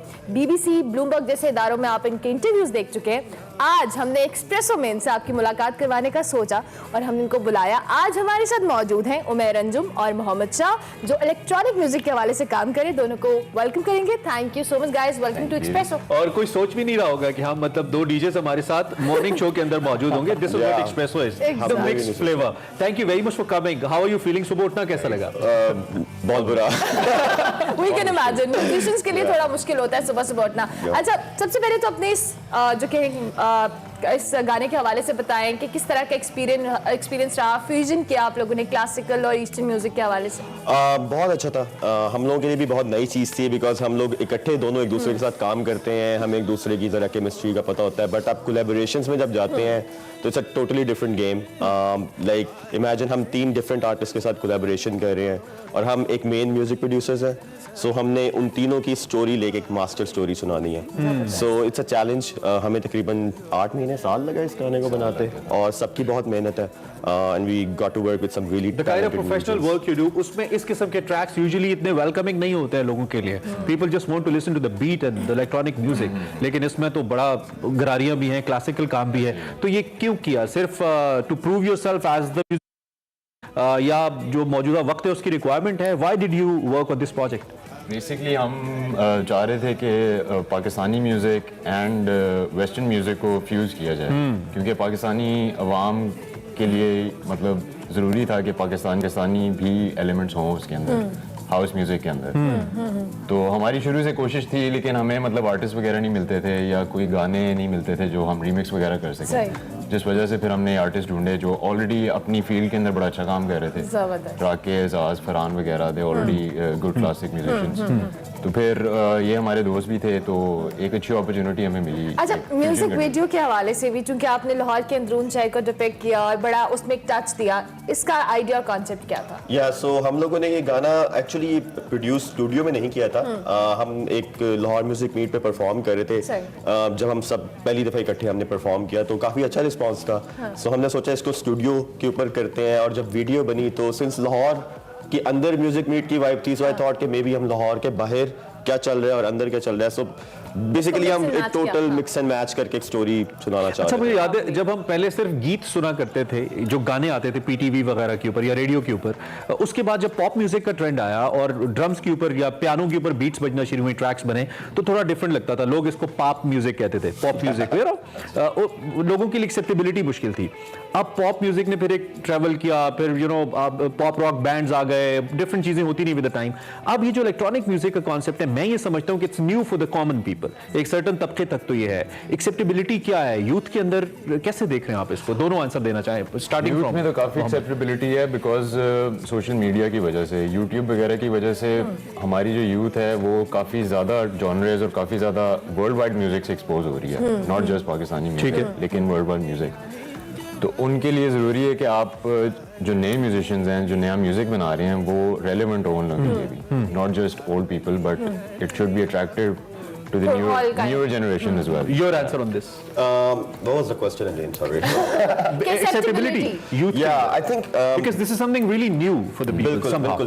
To be honest, it has always been there in a way कि जैसे आप नाज़िया हसन के कुछ गाने देखते हैं, उनमें डिस्को और सिंथ्स, उनका एलिमेंट इलेक्ट्रॉनिक का शुरू से रहा है। बट इट्स जस्ट दैट कि अब आके ये चीज़ें काफ़ी ज़्यादा मैसेज में जा रही हैं, और millennials can totally relate to, and obviously we wanted to create a bridge between कि जहाँ पे वो अपने कल्चर के साथ और इलेक्ट्रॉनिक के साथ एक कनेक्शन बिल्ड कर सकें। ठीक है। अच्छा, सॉरी, इलेक्ट्रॉनिक म्यूजिक के हवाले से ये कि एक स्पेसिफिक क्लास है जो उसको पसंद करती है, या आप डीजेस की बात करते हैं, पार्टीज की बात करते हैं, but still you guys made it with like fusion में किया है। सो व्हाट यू थिंक कि इस तरह के प्रोजेक्ट्स या म्यूजिशियंस इस तरह के एक्सपेरिमेंट करेंगे तभी लोगों में इसी तरह से अवेयरनेस आएगी, या सिर्फ वही क्लास सुनेगी आपको जिनको हम पार्टीज में डीजेस को सुनते हैं प्ले करते हुए, या उस तरह से? That's a great question. I think जो वो एक certain क्लास है वो तो हमें 6-7 साल से सुन रही है, बट हम अपने आप को भी कुछ चैलेंज दे के एक नॉर्म्स को ब्रेक करना चाहते थे ताकि हम एक सर्टेन ऑडियंस को रीच कर सकें, एंड ऑब्वियसली वहाँ से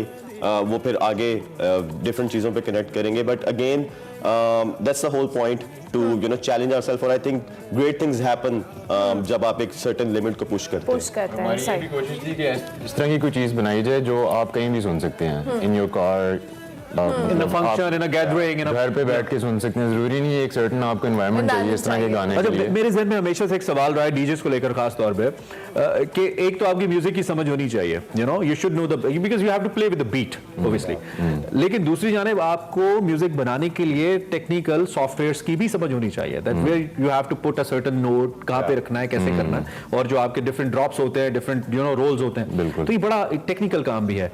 तो क्या पहले हम सॉफ्टवेयर इंजीनियर बने इसके के लिए, फिर म्यूजिशियन बने? हाउ? सो मेरा ये सीन है कि मुझे सॉफ्टवेयर्स की इतनी समझ नहीं है, मेरे दिमाग में चलता है जो, बट अगेन उस दिमाग को सॉफ्टवेयर पे लाना भी एक आर्ट है. He is really good with software, he is really good with software. So हम डिस्कस यूजुअली कर रहे होते हैं चीजें, ideas. He is good with machine, so वो चीजें हो जाती हैं. टू बी ऑनेस्ट आजकल यूट्यूब पे सब कुछ पड़ा हुआ है, आपको कुछ सीखने की जरूरत नहीं है. अगर आप सीखना चाहें ना तो आप कुछ भी सीख सकते हैं आजकल के दौर में. मतलब मीडिया और इतनी रीच हो. Don't you think it disturbs your business when people have a lot on YouTube? आप इतनी मेहनत से लूप्स बनाए, एग्जीक्यूट किया, फिर ये सोचा कि कहाँ क्या बजाना है, किसी ने आया एक लूप YouTube से उठाया और बजा दिया. Don't you think it? But I think again वहाँ पे भी एक क्रिएटिविटी है. अगर वो चीजें वो शख्स कर सकता होता तो वो कर चुका होता ना. वो एक मेरी क्रिएटिविटी है कि मैं आपकी कही हुई बात से अगर एक गाना बना दूं तो. अच्छा, किसी को आप आइडियलाइज करते हो, जिसके म्यूजिक को आप बहुत पसंद करते हो और जिसके जॉनरा को आपने अपने म्यूजिक में ऐड किया हो? या खान साहब ऑब्वियसली ग्रेट इन्फ्लुएंस. कवाली और हाउस के टेम्पोस काफी सिमिलर है, काफी सिमिलर है. हमने एक दो गाने भी आई थिंक इस तरह के किए थे, बट अगेन वो एक बहुत बोल्ड अटेम्प्ट हो जाती है. मतलब इतना उनको रीच करना but again Pakistani music I grew up on strings, vital signs, and obviously जुनून. जुनून. I used to listen to काफी सारे western music जिसमें कोई language नहीं होती. So I think बचपन से ये एक इस तरह का connection. नहीं, I believe you guys have made a difference. That's why you're sitting here. Obviously, बहुत सारे लोग ये काम कर रहे हैं, and you well deserve to be on screens and to the people as well. हम चूँकि हम मुख्तलिफ मार्क्स की बात कर रहे हैं, तो इसमें अब आने वाले वक्त के अंदर जैसे कि हमने देखा लोग मुख्तलिफ चीजें करते हैं फेमस होने के लिए. Yash Raj Mukhate is Indian DJ जो कि म्यूजिक बनाते हैं. उन्होंने रिसेंटली एक लूप बनाया, पार्टी हो रही है, और इससे पहले उन्होंने बनाया था वो तुम्हारे कुकर में जूस गिरा था, something like that. It was very famous, like went to the millions. तो ये तजर्बात कितने अहम है इस इलेक्ट्रॉनिक म्यूजिक की समाओ इस सिंफ को लोगों को एक फनी स्टाइल में पहुंचाने के लिए? दो it's a music but in a funny style. Unfortunately जरूरी है, होने नहीं चाहिए. I think the only thing जिससे आपको एक certain recognition मिलनी चाहिए. It should be your art. But again, even that's creativity, right? अगर आप किसी को कुछ करके हंसा रहे हो तो that's entertainment provide करे तो so far it's good. और I think by the end of the day यही एक eventual goal है सबका, to entertain people, like उन्हीं के लिए सब कुछ कर रहे हैं. अच्छा मोहम्मद, फ्यूचर के क्या प्लान्स हैं? ऑब्वियसली इलेक्ट्रॉनिक म्यूजिक पे आप लोग काम कर रहे हो और आप लोगों ने एक डिफरेंस भी क्रिएट किया, नो डाउट, बट स्टिल इस पे बहुत ज्यादा काम करने की जरूरत है, specially when it comes to marketing. आपको सोशल मीडिया हो या दीगर प्लेटफॉर्म्स, अब लोगों को बताना है कि ये भी एक फॉर्म है, और क्योंकि वो एक स्पेसिफिक क्लास में था. So what are your future plans? किस तरह से इसको मार्केट करोगे? हम लोग अभी इसको मार्केट करने के लिए यूट्यूब वगैरह यूज कर रहे हैं, फेसबुक वगैरह. Are you getting good response on YouTube? हाँ जी, yes we are. Basically आजकल ज़माना सोशल मीडिया का ही है. This is where the strength lies. इधर ही आपको सारी मेहनत वगैरह करनी पड़ती है. पुराने ज़माने में ये होता था कि आपकी वो कोई रिकॉर्ड लेबल मिलता है, वो केस्टें आपकी निकालता है, फिर आपको कॉन्सर्ट्स मिलते हैं, ये सब कुछ होता है. लेकिन अब टाइम्स काफ़ी चेंज हो गए हैं. I think social media is the main thing you should. अच्छा, लेबल की आपने बात की, फेक रिचुअल्स के नाम से आपका लेबल भी है, उस लेबल के हवाले से? जी बिल्कुल. वो बेसिकली हमारा अपना लेबल है, पाकिस्तान का मतलब फर्स्ट आप कह लें कि इलेक्ट्रॉनिक लेबल है. और उसका मकसद ये था कि पाकिस्तानी आर्टिस्ट जो इधर बेडरूम्स के अंदर म्यूजिक बना रहे हैं उनको कोई प्लेटफॉर्म नहीं मिल रहा जहां वो अपना म्यूजिक भेज सकें या अपनी ऑडियंस तक पहुंचा सकें. वो हम ब्रिज क्रिएट करना चाह रहे थे कि नए आर्टिस्ट हमारे पास. So it means somehow being a DJ you do read the minds. मेरे माइंड में सवाल था ये आपसे, क्योंकि हमारी ऑफ एयर डिस्कशन हो रही तो आपने कहा कि अब तो हर कोई उठ के बजाना शुरू हो जाता है. एक लिहाज से अच्छा भी है कि चलो कम से कम at least people are giving it a try. जो लोग इसको कमर्शियली करना चाहते हैं, as a job, as a business, as a commercial activity करना चाहते हैं, जैसे सिंगर्स गाते हैं, पूरी दुनिया में ट्रेंड्स है, डीजेस बहुत ज्यादा वेल पेड डीजेस हैं, वी नो. वो क्या करें? आप लोग भी चैलेंजेस फेस करते होंगे कमर्शियली. कमर्शियल क्या फ्यूचर है इसका और नए आने वालों के लिए क्या है? बहुत ज्यादा मेहनत है. It's a niche market. मतलब यहाँ पे आपको जिस तरह से एक वोकलिस्ट की ऑडियंस है, एक अंडरग्राउंड आर्टिस्ट के लिए बहुत सारी मेहनत. ज्यादातर तो दोस्त यार कहते होंगे फ्री में बजाते हैं, फ्री में बजाते हैं, यही चल रहा है. हमारा बहुत नेशनल प्रॉब्लम है. या बट आपको अपने लिए कुछ सर्टेन स्टैंडर्ड्स सेट करने हैं, वो बहुत जरूरी है. आपको पता होना चाहिए कि अगर मैं एक चीज शुरू कर रहा हूँ, मैं उसका एंड में अपने आप को कहाँ देख रहा हूँ. खाली आपने जाके लोगों को एंटरटेन करके नहीं आ जाना. आपको क्या गोल्स हैं, आपको जिंदगी देनी पड़ती है इन चीजों को. आर्ट जिंदगी मांगता है, टाइम मांगता है. सो बहुत सारी मेहनत If I ask you a definition of an impressive DJ who can just लोगों को हिला के रख सकता है, being a DJ, आप कैसे डिफाइन करेंगे उसको? And in the end उन लोगों को जो यंगस्टर्स देख रहे हैं उनको अगर आप इस हवाले से कुछ गाइड भी करना चाहें। Definitely. So I think being a DJ सबसे important चीज होती है, you can't just go there और आप अपनी पसंद के गाने नहीं लगा सकते। You need to create a vibe. Just because कि आपको 100 गाने अच्छे पता हैं तो आपने एक जर्नी क्रिएट करनी है, एक स्टार्ट, एक मिडल, एक एंड, और उसके लिए आपको कुछ बोलना भी नहीं है। So आप कितना अच्छा अपनी ऑडियंस को रीड कर रहे हो, उनसे किस लेवल पे कनेक्ट कर रहे हो। It's a very technical thing and I guess ये बहुत मुश्किल काम है ऑडियंस के साथ कनेक्ट और उनको बताना था। इसी वजह से बहुत सारे लोग बहुत सारे जोन्स खराब कर देते हैं अपनी पसंद के गाने लगा के, पीपल कहते हैं ये क्या बजा दिया आपने। आपको पसंद होंगे लेकिन सबको नहीं हो सकते। So you have to create it. Thank you so much guys. बहुत शुक्रिया आप दोनों का. We wish you very best of luck. You guys are doing an amazing job. It was an honor having you on Expresso. हमारे साथ and wish you good luck for the session as well. Exactly. मैं अंजुम और मोहम्मद शाह हमारे साथ मौजूद थे. उनसे हमने डिस्कशन की. इसी नोट पर हमें एक ब्रेक लेनी है. ब्रेक के बाद हाजिर होंगे. Stay tuned to Expresso.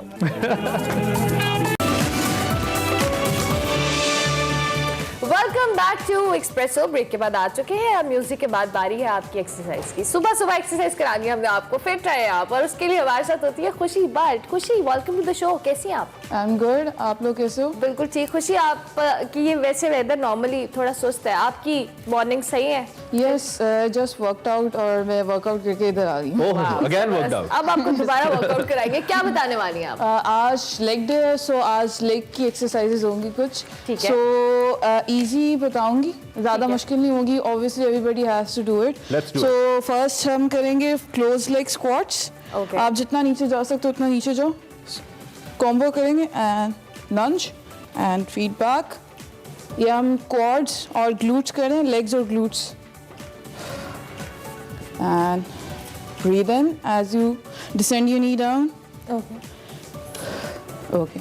Second exercise is lateral squats, side to side. ये आपके lateral muscles को hit करेगा और glutes को भी hit करेगा. ये आपने 30 seconds each exercise करनी है. Then on the floor आपने floor पे जाना है and rainbow kicks करनी है आपने. Okay. Easy exercises. कितने सेट्स होंगे? सेट्स ही होंगे 30 seconds each exercise होंगे. Each size 30 seconds and around 4 to 5 rounds if you're good. If you're very good then 3 rounds अगर आप beginner हो. And the last one would be squat walk.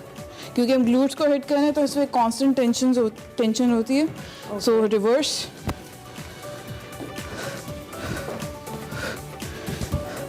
So these are the 4 exercises. अभी ये 4 practice करें और उसके 3 to 5 rounds करने हैं आपने. ठीक है. 30 seconds each, 30 seconds on, 10 seconds off. खुशी, इस मौसम में बिल्कुल दिल नहीं करता एक्सरसाइज करने का. कोई वो वाली टिप भी दे दें कि अब तो प्लेजेंट हो रहा है वेदर. नहीं, खुशी सुस्त हो रहा है वेदर. वैसे हर मौसम में नहीं करता मैं तो ज़्यादा एक्टिव हो गया I guess. I think weather is pleasant. ये सबसे अच्छा मौसम है. इसमें आपका मसल भी इंप्रूव होता है. ठीक है. आई थिंक विंटर्स जो होते हैं वो सबसे अच्छा टाइम होता है आपका मसल टाइम आजकल के मौसम में. समर्स में आपका मसल इतना वो इम्प्रूव नहीं होता, मास बनता नहीं है क्योंकि हमारे समर जैसे हैं. सूटेबल टाइम बता दें हमें. टाइम सूटेबल कौन सा है? Morning is the best time. Morning the best time. Morning में हम यहाँ आते हैं.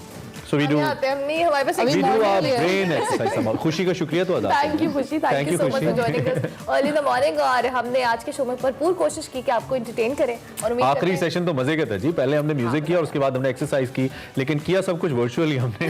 तो आप प्रैक्टिकल करें ताकि आपकी सेहत पे अच्छा असर पड़े. I hope you enjoyed the show आज का. और अभी इसी नोट पर हम आपसे इजाजत लेंगे. इंशाल्लाह आपसे हमारी मुलाकात होगी कल. फीडबैक आपने हमें जरूर देना है हमारे सोशल मीडिया हैंडल्स पे इंशाल्लाह. And stay excited for the PSL. We are bringing something really great for of you all Expresso viewers.